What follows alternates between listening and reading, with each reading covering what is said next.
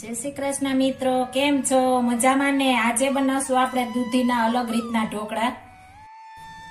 આ રીતના બધું મિક્સ કરી લેશું. પેલા આપણે આ રીતના મુઠિયા ઢોકળા બનાવવાથી એકદમ મસ્ત બને છે ને પોચારું જેવા થાય છે આ રીતના બનાવવાથી. હવે તેમાં આપણે બધો લોટ નાખી દેશું. કરકરો ભાખરીનો લોટ આવે છે એ મેં લીધો છે 1 વાટકી.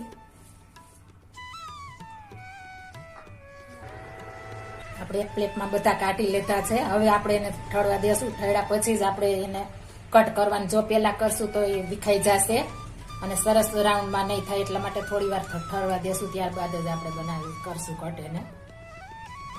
આપણા ઢોકળા ઠળી ગયા છે.